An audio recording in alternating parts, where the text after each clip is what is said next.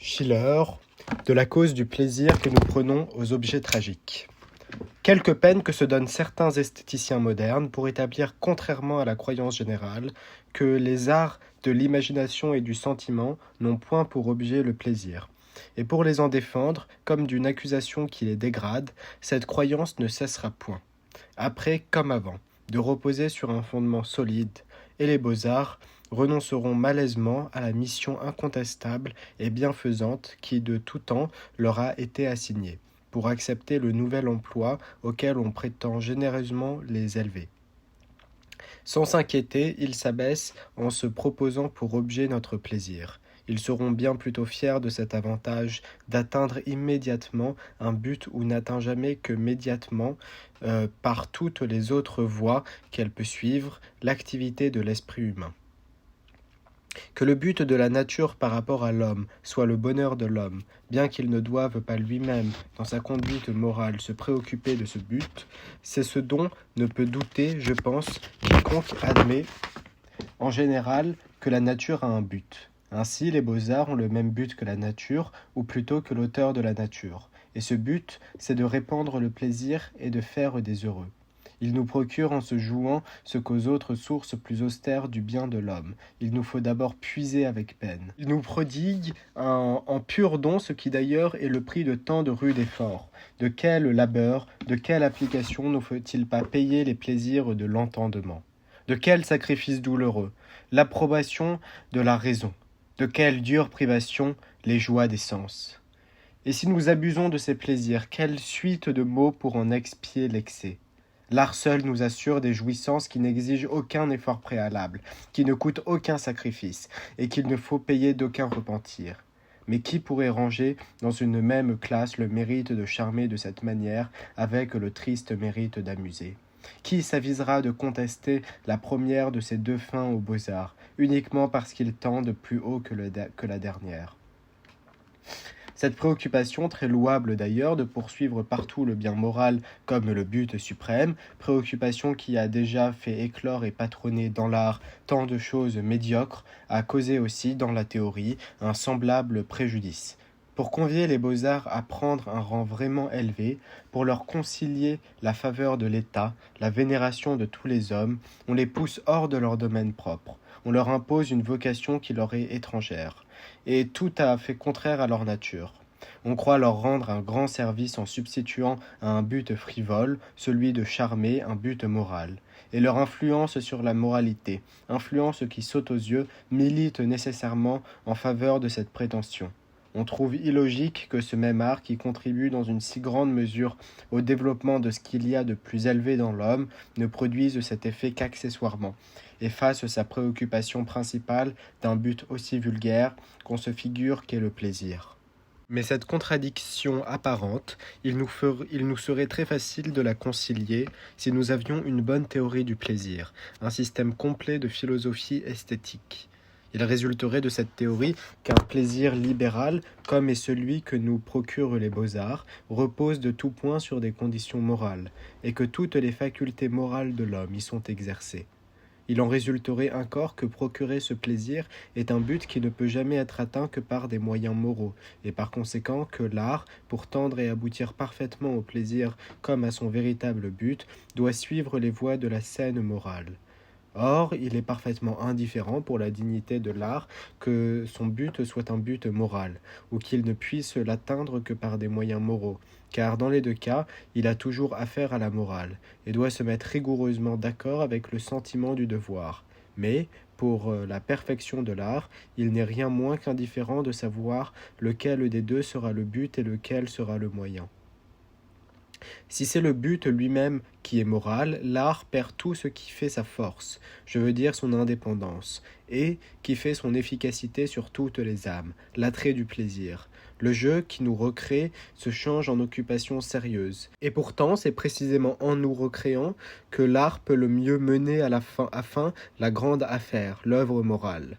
Il ne peut avoir une influence salutaire sur les mœurs qu'en exerçant sur les imaginations toute son action esthétique, et il ne peut produire cet effet esthétique à son plus haut degré qu'en exerçant pleinement sa liberté.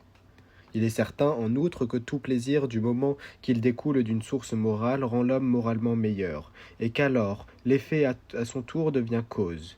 Le plaisir qu'on trouve à ce qui est beau, au touchant, au sublime, fortifie nos sentiments moraux, comme le plaisir qu'on trouve à la bienfaisance, à l'amour, etc., favorise ces inclinations.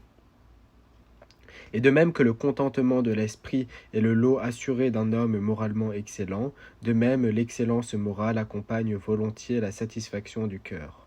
Ainsi, l'efficacité morale de l'art ne tient pas seulement à ce qu'il emploie des moyens moraux pour nous charmer, mais aussi à ce que le plaisir même qu'il nous procure devient un moyen de moralité. Il y a autant de moyens par lesquels l'art peut atteindre son but, qu'il y a en général de sources d'où découle pour l'esprit un plaisir libéral. J'appelle un plaisir libéral celui qui met en jeu les forces spirituelles, la raison et l'imagination, et qui éveille en nous un sentiment par la représentation d'une idée, à la différence du plaisir physique ou sensuel qui met notre âme sous la dépendance des forces aveugles de la nature et où la sensation est immédiatement éveillée en nous par une cause physique.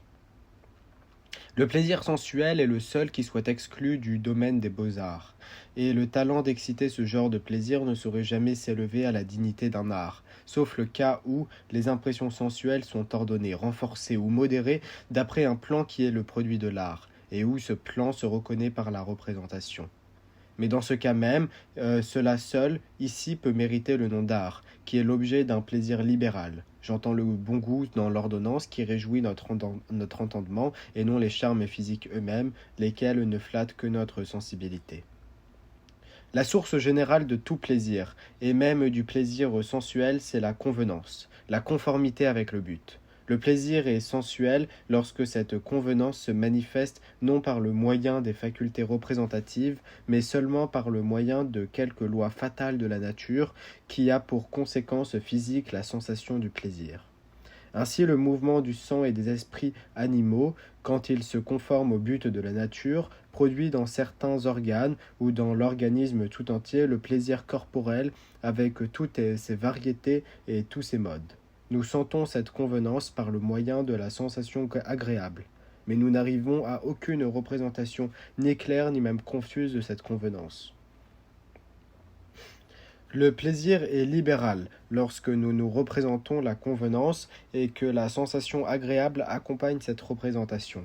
Ainsi, toutes les représentations par lesquelles nous sommes avertis qu'il y a convenance et harmonie entre la fin et les moyens sont pour nous des sources de plaisir libéral, et par conséquent peuvent être employées à cette fin par les beaux-arts. Or, toutes les représentations peuvent rentrer sous l'un de ces chefs, le bien, le vrai, le parfait, le beau, le touchant, le sublime. Le bien occupe surtout notre raison, le vrai et le parfait notre intelligence. Le beau intéresse à la fois l'intelligence et l'imagination. Le touchant et le sublime, la raison et l'imagination. Il est vrai que nous sommes encore réjouis rien que par l'attrait ou le charme, qui n'est que la force sollicitée à entrer en jeu.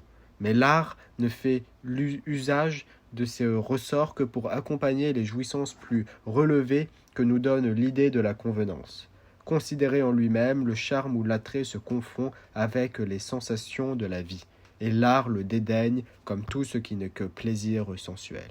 On ne pourrait établir une classification des beaux-arts sur la seule différence des sources où chacun d'eux va puiser le plaisir qu'il nous procure. Attendu que dans une même classe de beaux-arts, il peut entrer plusieurs sortes de plaisirs, et souvent même toutes ensemble. Mais du moment qu'une certaine sorte de plaisir y est poursuivie comme but principal, où on peut faire, sinon le caractère spécifique d'une classe proprement dite, du moins le principe et la tendance qui distinguent entre elles les œuvres d'art. Ainsi, par exemple, on pourrait prendre les arts qui satisfont surtout l'intelligence et l'imagination. Par conséquent, ceux qui ont pour objet principal le vrai, le parfait et le beau, et les réunir sous le nom de beaux-arts, art du goût, art de l'intelligence. D'autre part, ceux qui occupent surtout l'imagination et la raison, et qui, par conséquent, ont pour principal objet le bon, le sublime et le touchant, pourraient être réunis dans une classe particulière sous la dénomination d'art touchant, art du sentiment, art du cœur. Sans doute, il est impossible de séparer absolument le touchant du beau, mais le beau peut parfaitement subsister sans le touchant. Ainsi, bien qu'on ne soit point autorisé à asseoir sur cette différence de principe une classification rigoureuse des arts libéraux, cela peut du moins servir à en déterminer avec plus de précision le critérium et à prévenir la confusion où l'on est infailliblement entraîné lorsqu'en dressant une législation des choses esthétiques, on confond deux domaines absolument différents, celui du touchant et celui du beau. Alors, note de l'éditeur, ici Schiller a supprimé le morceau suivant qu'on lit dans la nouvelle Thalie. Dans le genre touchant, l'épopée et la tragédie se maintiennent en poésie au premier rang. Dans la première, le touchant est associé au sublime. Dans la seconde, le sublime au touchant. Si l'on voulait avancer plus loin à l'aide de ce fil conducteur, on pourrait établir des espèces de poésie qui ne traitent que le sublime, d'autres qui ne traitent que le touchant. Dans d'autres encore, le touchant se marierait principalement avec le beau, et formerait ainsi la transition au second ordre des arts. Peut-être ainsi pourrait-on parcourir le même fil à la main tout ce second ordre, je veux dire les beaux-arts, et une fois parvenu dans ce domaine à la plus haute perfection, retourner de là au sublime, et fermer de la sorte le cercle des arts. Fin de la note de l'éditeur. Le touchant et le sublime se ressemblent en ce point que l'un et l'autre produisent un plaisir par une première impression de déplaisir, et que par conséquent, le plaisir procédant de la convenance et le déplaisir du contraire, il nous donne le sentiment d'une convenance qui suppose d'abord une disconvenance. Le sentiment du sublime se compose d'une part du sentiment de notre faiblesse, de notre impuissance à embrasser un objet et d'autre part du sentiment de notre pouvoir moral, de cette faculté supérieure qui ne s'effraie d'aucun obstacle, d'aucune limite et qui se soumet spirituellement, ce même à quoi nos forces physiques succombent. L'objet du sublime contrarie donc notre pouvoir physique, et cette contrariété disconvenance doit nécessairement exciter en nous un déplaisir. Mais c'est en même temps une occasion de rappeler à notre conscience une autre faculté qui est en nous, faculté qui est supérieure même aux objets devant lesquels notre imagination succombe. Par conséquent, un objet sublime, précisément parce qu'il contrarie la sensibilité, est convenable par rapport à la raison, et il nous donne une jouissance par le moyen de la faculté plus haute, en même temps qu'il nous blesse dans la faculté inférieure. Le touchant, dans son sens propre, désigne cette sensation mixte où entre à la fois la souffrance et le plaisir qu'on trouve à la souffrance même. Aussi ne peut-on ressentir cette sorte d'émotion à propos d'un malheur personnel qu'en tant que la douleur qu'on en éprouve est assez tempérée pour laisser quelque place à cette impression de plaisir qui trouverait par exemple un spectateur compatissant. La perte d'un grand bien nous atterre sur le moment et notre douleur émeut le spectateur. Dans un an, le souvenir de cette peine elle-même nous fera éprouver de l'émotion. L'homme faible est toujours la proie de sa douleur. Le héros et le sage, quel que soit le malheur qui les frappe, n'en ressentent jamais que de l'émotion. L'émotion, tout ainsi que le sentiment du sublime, se compose de deux affections, la douleur et le plaisir. Il y a donc au fond, ici et là, une convenance, et sous cette convenance, une contradiction. Ainsi, il semble que ce soit une contradiction dans la nature, que l'homme, qui n'est pourtant pas né pour souffrir, soit en proie à la souffrance. Et cette contradiction nous fait mal. Mais le mal que nous fait cette contradiction est une convenance par rapport à notre nature raisonnable en général, et en tant que ce mal nous sollicite à agir. C'est une convenance par rapport à la société humaine. Par conséquent, le déplaisir même qu'excite en nous cette contradiction doit nécessairement nous faire éprouver un sentiment de plaisir, parce que ce déplaisir est une convenance. Pour déterminer dans une émotion, si c'est le plaisir ou le déplaisir qui l'emporte, il faut se demander si c'est l'idée de la disconvenance ou celle de la convenance qui nous affecte le plus vivement. Cela peut dépendre ou du nombre des motifs, des buts atteints ou manqués, ou de leur rapport avec le dernier de tous les buts. La souffrance de l'homme vertueux nous émeut plus douloureusement que celle du pervers, parce que dans le premier cas il y a contradiction, non pas seulement par rapport à la destinée générale de l'homme, qui est le bonheur, mais par rapport à cette autre fin particulière, que la vertu rend heureux, tandis que dans le second cas il y a contradiction seulement par rapport à la fin de l'homme en général. Réciproquement, le bonheur du méchant nous offense aussi beaucoup plus que l'infortune de l'homme de bien, parce que nous y trouvons une double contradiction. D'abord le vice en lui-même, et en second lieu la récompense du vice. Il y a d'ailleurs cette autre considération que la vertu est bien plus propre à se récompenser elle-même que le vice, lorsqu'il triomphe, à se punir. Et c'est précisément pour cela que l'homme vertueux, dans l'infortune, restera beaucoup plus tôt fidèle au culte de la vertu que l'homme pervers ne songera dans la prospérité à se convertir. Mais ce qui importe surtout pour déterminer dans les émotions le rapport du plaisir au déplaisir, c'est de comparer celle des deux fins qui a été remplie, avec celle qui a été méconnue, et de savoir quelle est la plus considérable. Or, il n'y a pas de convenance qui nous touche de si près que la convenance morale, et pas de plaisir supérieur à celui que nous en ressentons. La convenance physique pourrait bien être un problème et un problème à jamais insoluble. La convenance morale nous est démontrée. Elle seule est fondée sur notre nature raisonnable et sur une nécessité interne. C'est notre intérêt le plus proche, le plus considérable et en même temps le plus facile à reconnaître, puisqu'elle n'est déterminée par aucun élément du dehors, mais bien par un principe intérieur de notre raison. C'est le palladium de notre liberté. Cette convenance morale ne se reconnaît jamais plus vivement que lorsqu'elle se trouve en conflit avec une autre convenance et qu'elle prend le dessus. Alors seulement se révèle toute la puissance de la loi morale, lorsque nous la voyons en lutte avec toutes les autres forces de la nature, et qu'auprès d'elle, toutes ces forces perdent leur empire sur une âme humaine par ces mots. Les autres forces de la nature. Il faut entendre tout ce qui n'est pas force morale, tout ce qui n'est pas soumis à la législation suprême de la raison, c'est-à-dire sentiments, instincts, affections, passions, tout aussi bien que la nécessité physique et le sort. Plus l'adversaire est redoutable, plus la victoire est glorieuse. La résistance seule donne la mesure de la force et la rend visible. Il s'ensuit que le plus haut degré de conscience de notre nature morale ne peut s'éprouver que dans un état violent, dans la lutte, et que le plus haut degré de plaisir moral sera toujours accompagné de douleur. Conséquemment, le genre de poésie qui nous assure en un degré éminemment le plaisir moral doit par cette raison même se servir des sentiments mixtes et nous charmer par le moyen de la douleur.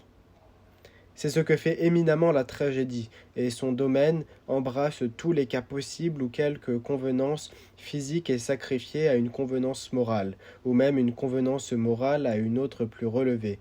Peut-être ne serait-il pas impossible de dresser, d'après le rapport selon lequel on reconnaît et on sent la convenance morale en opposition avec l'autre, une sorte d'échelle du plaisir moral, depuis le plus bas degré jusqu'au plus haut, et de déterminer a priori, d'après ce principe de la convenance, le degré de l'émotion agréable ou douloureuse.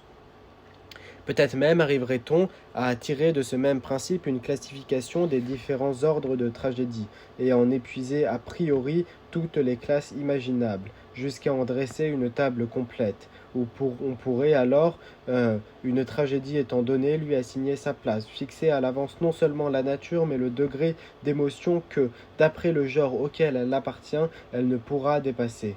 Mais réservons cet objet pour le développer à part, en son lieu. Veut-on savoir à quel point l'idée de la convenance morale l'emporte dans notre âme sur la convenance physique? Quelques exemples particuliers le feront reconnaître jusqu'à l'évidence. Quand nous voyons Huon et Amanda liés au poteau du martyre, libres tous deux de choisir et tous deux se déterminant à mourir d'une mort atroce par le feu, plutôt que d'acquérir un trône par une infidélité envers l'objet aimé, qu'est-ce qui peut bien faire pour nous de cette scène la source d'un plaisir si céleste, l'opposition de leur état présent avec la riante destinée dont ils n'ont point voulu, cette apparente contradiction de la nature qui récompense la vertu par le malheur, ce démenti contre nature donné à l'amour de soi, etc. Tout cela en éveillant dans notre âme tant d'idées, de disconvenances, devrait nous remplir de la douleur la plus sensible. Mais que nous importe la nature, et toutes ses fins, et toutes ses lois, si cette disconvenance que nous voyons en elle est une occasion de nous montrer en nous la convenance morale dans sa plus pleine lumière. Ce spectacle nous révèle la puissance victorieuse de la loi morale, et cette expérience est pour nous un bien si élevé, si essentiel, que nous serions même tentés de nous réconcilier avec le mal qui nous a valu un si grand bien. L'harmonie dans le monde de la liberté morale nous donne infiniment plus de jouissance que toutes les dissonances possibles dans le monde de la nature ne peuvent nous donner de déplaisir. Lorsque Coriolan, cédant à son devoir d'époux de fils et de citoyen, lève le siège de Rome, qu'il a déjà, autant dire, conquise, lorsqu'il fait taire sa vengeance, retire son armée et s'abandonne en victime à la haine jalouse d'un rival, il accomplit évidemment un acte tout plein de disconvenance. Par là, non seulement il perd tout le fruit de ses victoires antérieures, il court encore de propos délibérés au devant de sa perte, mais de l'autre côté, quelle excellence morale, quelle indicible grandeur dans ce sacrifice. Qu'il est beau de préférer hardiment la plus criante disconvenance par rapport à l'inclination, à une disconvenance qui blesserait le sens moral, d'aller ainsi contre le plus cher intérêt de la nature sensible, contre les règles de la prudence, uniquement pour se mettre d'accord avec un intérêt et une règle supérieure, avec la loi morale. Tout sacrifice que l'on fait de sa propre vie est un acte contradictoire. Car la vie est la condition de tous les biens. Mais le sacrifice de la vie, au point de vue moral, est une convenance, et une convenance supérieure. Parce que la vie ne saurait être considérable par elle-même, elle ne saurait l'être en tant que but, mais seulement comme moyen d'accomplissement de la loi morale. Si donc il se présente un cas où le sacrifice de la vie soit un moyen d'accomplir la loi morale, la vie doit passer après la moralité. Il n'est pas nécessaire que je vive, mais il est nécessaire que je préserve Rome de la famine, dit le grand Pompée lorsqu'il va s'embarquer pour l'Afrique et que ses amis le pressent de différer son départ jusqu'à ce que la tempête soit passée. Mais la souffrance d'un scélérat n'a pas moins de charme tragique que la souffrance d'un homme vertueux, et pourtant nous avons ici l'idée d'une disconvenance morale. La contradiction qu'il y a entre sa conduite et la loi morale devrait indisposer notre âme et l'imperfection morale que suppose une telle conduite devrait nous remplir de douleur, lors même que nous ne compterions pour rien le malheur des innocents qui en sont victimes. Ici, il n'y a plus aucun motif de satisfaction dans la moralité de la personne, rien qui nous puisse dédommager de l'affection pénible que nous cause et sa conduite et sa souffrance. Et pourtant l'une et l'autre forment un objet très précieux pour l'art et devant lequel nous nous arrêtons avec un haut degré de plaisir. Il ne sera pas difficile de concilier ce phénomène avec ce que nous avons dit jusqu'ici. Ce n'est pas seulement l'obéissance à la loi morale qui nous donne l'idée d'une convenance morale, la douleur qui suit une infraction à cette loi nous donne aussi la même idée. La tristesse qui excite en nous la conscience d'une imperfection morale est une convenance, parce que ce sentiment correspond à son contraire, au sentiment de satisfaction qui accompagne tout acte conforme à la loi du bien. Le repentir, la réprobation de soi-même, même à leur plus haut degré, dans le désespoir, ont de la noblesse au point de vue moral, parce qu'ils ne sauraient jamais être éprouvés si au fond du cœur criminel ne veillait encore un incorruptible sentiment du juste et de l'injuste, et si la conscience ne faisait valoir ses droits, même contre les intérêts les plus puissants de l'amour de soi. Le repentir qu'on éprouve d'une action vient de ce qu'on la compare avec la loi morale, et l'on est mécontent de cette action parce qu'elle répugne à cette loi. Il faut donc que, dans l'instant du repentir, la loi morale soit le motif qui parle plus haut à un tel homme. Il faut que cet intérêt soit plus considérable pour lui que le fruit même de son crime, puisque la conscience d'avoir enfreint la loi morale empoisonne pour lui la jouissance de ce fruit. Or, l'état d'une âme où la loi du devoir est reconnue pour l'intérêt le plus cher, forme une convenance morale et par conséquent est pour nous la source d'un plaisir moral. Et que peut-il y avoir de plus sublime que cet héroïque désespoir qui foule aux pieds tous les biens de la vie et la vie même, parce qu'il ne peut supporter les reproches ni couvrir la voie du juge intérieur. Que l'homme de bien fasse librement le sacrifice de sa vie pour se conformer à la loi morale, ou que le criminel, pressé par sa conscience, attente lui-même à sa vie pour se venger sur sa propre personne la violation de cette loi, notre respect pour la loi morale s'élève au même degré de hauteur. Et s'il y avait lieu à faire encore quelques différences, ce serait plutôt à l'avantage du second cas, attendu que l'homme de bien a pu trouver dans la satisfaction de sa conscience un encouragement, qui a facilité jusqu'à un certain point sa résolution, et que le mérite moral d'un acte déchoit précisément en raison de la part qui prend l'inclination et le plaisir.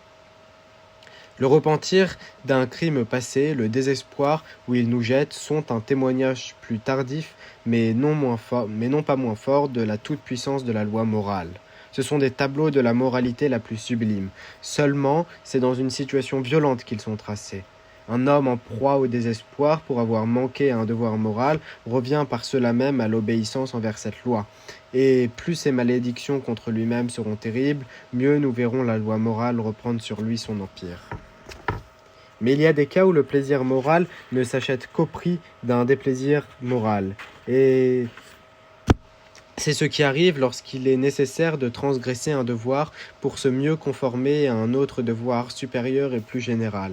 Supposons que Coriolan, au lieu d'assiéger sa patrie, soit campé avec une armée romaine devant Antium ou Coriolis, que sa mère soit du pays des Volsques et que les prières qu'elle lui adresse fassent sur lui le même effet. Ce triomphe de l'amour filial produira sur nous une impression toute contraire. Sa vénération pour sa mère, dans cette hypothèse, serait une contradiction avec un autre devoir bien supérieur, avec son devoir de citoyen, lequel, en cas de conflit, doit passer avant l'autre.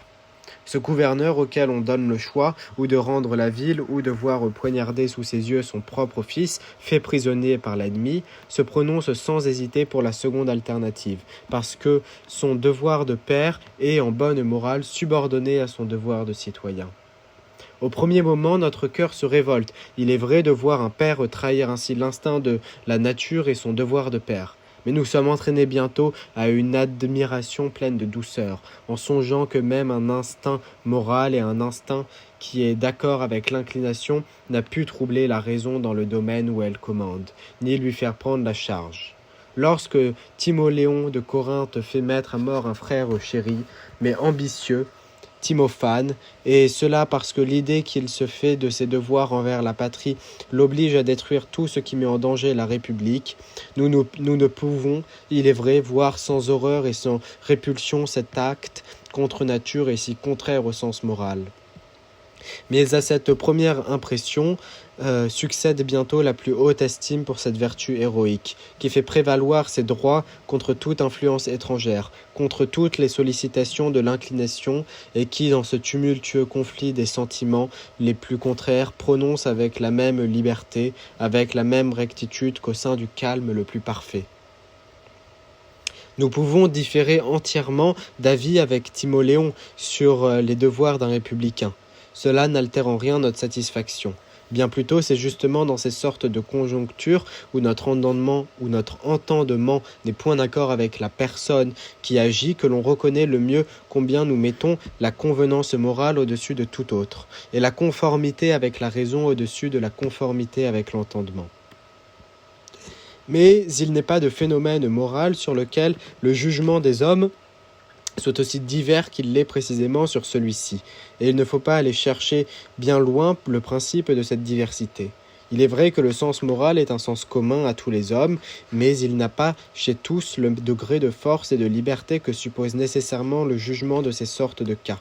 Il suffit à la plupart pour approuver une action que la conformité de cette action avec la loi morale soit facile à saisir, et pour condamner telle autre action qu'elle soit tellement en désaccord avec cette loi que ce désaccord saute aux yeux.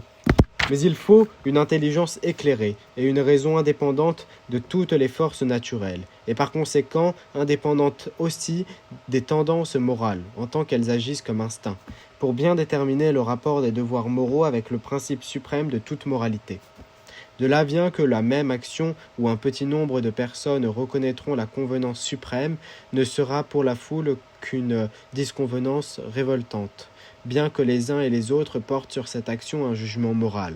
De là vient que l'émotion causée par des actions de ce genre ne se communique pas à tous les cœurs avec cette uniformité qu'on devrait attendre de la nature humaine, qui est une, et de la loi morale qui est nécessaire. Ne savons-nous pas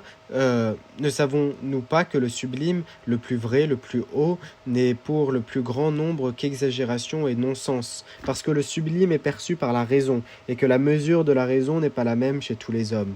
Une âme vulgaire succombe sous le fait de ces grandes idées, ou se sent péniblement tendue par-delà sa mesure morale. Le gros du peuple ne voit-il pas assez souvent le plus affreux des ordres, là où un esprit qui pense admire précisément l'ordre suprême? En voilà assez sur le sentiment de la convenance morale, considéré comme le principe de l'émotion tragique et du plaisir que nous prenons à la vue de la souffrance. Ajoutons toutefois qu'il y a un assez grand nombre de circonstances où la convenance naturelle semble charmer notre esprit, même aux dépens de la convenance morale. Ainsi, l'esprit, suite que déploie dans ses machinations l'homme pervers, flatte évidemment notre imagination, bien que ses moyens et son but répugnent à notre sens moral. Un homme de cette trempe est capable d'exciter en nous l'intérêt le plus vif. Nous tremblons de voir manquer ces combinaisons, dont nous devrions souhaiter l'insuccès avec la plus vive ardeur, s'il était vrai de dire que nous rapportons toute chose à la convenance morale. Mais ce phénomène lui-même n'infirme rien en ce que nous avons avancé jusqu'ici du sentiment de la convenance morale et de l'influence de ce sentiment sur le plaisir que nous prenons aux émotions tragiques. La convenance, le rapport au but, est pour nous, dans tous les cas, la source d'un plaisir, lors même que cette convenance n'a aucune relation avec la morale, lors même qu'elle y répugne. Ce plaisir, nous le goûtons sans mélange, tant qu'il nous vient à la pensée aucun but moral auquel l'action où nous trouvons une convenance soit contraire. De même que nous prenons plaisir à observer l'instinct des bêtes qui ressemble à de l'intelligence, l'activité et l'industrie des abeilles, etc., sans rapporter cette convenance toute physique à une volonté vraiment intelligente, encore moins à un but moral. De même, la convenance de toute action humaine nous est par elle-même une cause de plaisir, du moment que nous n'y considérons rien de plus que le rapport des moyens avec le but. Mais s'il nous vient à l'esprit de rapporter et ce but et ces moyens à un principe moral, et que nous y découvrions une disconvenance par rapport à ce principe, en un mot, si nous nous rappelons que cette action est celle d'un être moral, à ce premier mouvement de plaisir succède une profonde indignation. Et il n'y a pas de convenance intellectuelle qui puisse nous réconcilier avec l'idée d'une disconvenance morale. Il ne faut pas se représenter trop vivement que ce Richard III, cet Iago, ce Lovelace sont des hommes. Autrement, notre sympathie pour eux tourne infailliblement au sentiment contraire. Mais comme nous l'apprend l'expérience journalière, nous possédons une faculté dont nous usons souvent, celle de détourner à volonté notre attention de tel ou tel côté des choses pour la diriger sur un autre. Et le plaisir même qui n'est possible pour nous qu'au moyen de cette abstraction nous invite à exercer cette faculté et à en prolonger l'exercice. Cependant, il n'est pas rare que la perversité intelligente se concilie notre faveur par cette raison surtout, qu'elle est un moyen de nous procurer le plaisir d'une convenance morale. Plus les pièges tendus par Lovelace à la vertu de Clarisse sont redoutables, plus dures sont les épreuves auxquelles la cruauté inventive d'un tyran soumet la constance de son innocente victime, plus le triomphe de la convenance morale aura d'éclat et de grandeur. C'est un charme de voir la toute-puissance du sens moral fatigué et déconcerté à ce point le génie inventif d'un séducteur. Au contraire, nous comptons au méchant qui fait le mal avec suite. Sa victoire même sur le sens moral, qui, nous le savons, a dû nécessairement s'éveiller en lui, nous la lui comptons pour une sorte de mérite, parce que c'est la preuve d'une certaine force d'âme et d'une grande convenance intellectuelle, que de ne se laisser détourner dans sa conduite par aucune sollicitation du sens moral. Au surplus, il est incontestable que cette sorte de convenance dans le vice ne peut jamais être pour nous l'objet d'un plaisir parfait, que lorsqu'elle finit par être humiliée devant la convenance morale. Elle est même alors une condition essentielle pour que notre plaisir soit parfait, pour que la convenance dans le mal peut seule faire ressortir et mettre en pleine lumière la prépotence du sens moral. Je n'en sais pas de preuve plus concluante que l'impression dernière sur laquelle nous laisse l'auteur de Clarisse. Toute la convenance intellectuelle que nous admirions involontairement dans le plan de séduction de Lovelace est magnifiquement surpassée par la convenance rationnelle que Clarisse oppose à ce redoutable ennemi de son innocence. Et cela nous permet de ressentir tout ensemble à un haut degré la satisfaction que procure l'une et l'autre. Du moment que le poète tragique a pour but d'éveiller le sentiment de la convenance morale et de nous en donner pleine et vive conscience, du moment qu'il choisit et qu'il emploie habilement ses moyens en vue de ce but, toujours charmer de deux façons le connaisseur, par la convenance morale et par la convenance naturelle. Par la première, il donnera satisfaction au cœur, par la seconde, à l'esprit. La foule subit pour ainsi dire en aveugle l'impression que le poète a eu en vue de produire sur le cœur, sans entrevoir par quelle magie l'art a exercé ce pouvoir sur elle. Mais il y a une certaine classe de connaisseurs auprès de qui l'artiste tout au contraire manque les faits, qu'il se proposait de faire sur le cœur, mais dont il peut se concilier le goût par la convenance des moyens employés à le produire. Alors, note de l'éditeur. Il y a ici deux phrases de plus dans la nouvelle Thalie. Indifférents au fond même, ceux-ci ne sont satisfaits que par la forme, ils ne pardonnent pas les défauts de la forme, quelque puissant du reste, que soit l'effet produit. Ils aiment mieux voir le but manquer et les moyens disposés avec convenance, que le but atteint parfaitement sans qu'il y ait convenance dans les moyens. Donc, fin de la note de l'éditeur. Contradiction étrange où dégénère souvent une culture trop raffinée du goût, surtout lorsque le progrès moral reste en arrière du progrès intellectuel. Cette classe de connaisseurs ne cherche dans le touchant et dans le sublime que le côté intellectuel. Alors, note de l'éditeur, dans la nouvelle Thalie, au lieu du terme des Verständige, l'intellectuel, le côté intellectuel, il y a Schöne, le beau. Voilà ce qu'ils sentent, ce qu'ils apprécient avec le sens le plus juste, mais qu'on se garde de faire appel à leur cœur. L'âge, le trop de culture, nous mènent à cet écueil, et rien n'honore plus le caractère d'un homme cultivé que d'échapper par une heureuse victoire à cette double et pernicieuse influence. De toutes les nations de l'Europe, ce sont nos voisins, les Français, qui penchent le plus vers cet extrême, et nous, en cela comme en toute chose, nous nous évertuons à suivre ce modèle.